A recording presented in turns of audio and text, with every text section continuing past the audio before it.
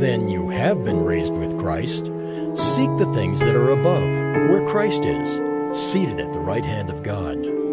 Set your minds on things that are above, not on things that are on earth. For you have died, and your life is hidden with Christ in God. When Christ, who is your life, appears, then you also will appear with him in glory. Put to death, therefore, what is earthly in you: sexual immorality, impurity, passion, evil desire, and covetousness, which is idolatry. On account of these, the wrath of God is coming.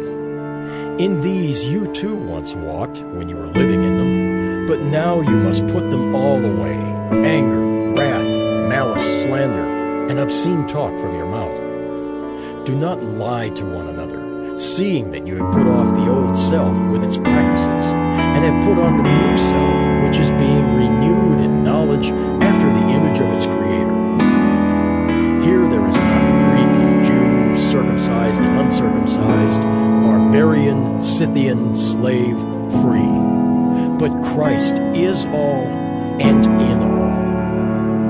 Put on then, as God's chosen ones, holy and beloved, compassionate hearts, kindness, humility, meekness, and patience, bearing with one another. And if one has a complaint against another, forgiving each other. As the Lord has forgiven you, so you also must forgive. And above all these, put on love, which binds everything together in perfect harmony. And let the peace of Christ rule in your hearts, to which indeed you were called in one body. And be thankful.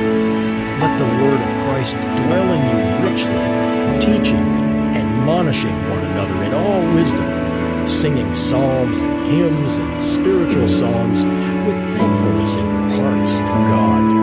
And whatever you do, in word or deed, do everything in the name of the Lord Jesus, giving thanks to God the Father through him. Wives, submit to your husbands, as is fitting in the Lord. Husbands, love your wives, and do not be harsh with them. Children, obey your parents in everything, for this pleases the Lord. Fathers, do not provoke your children, lest they become discouraged. Slaves, obey in everything those who are your earthly masters, not by way of eye service as people pleasers, but with sincerity of heart, fearing the Lord.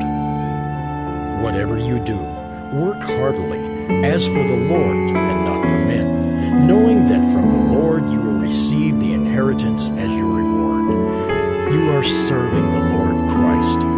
For the wrongdoer will be paid back for the wrong he has done, and there is no partiality.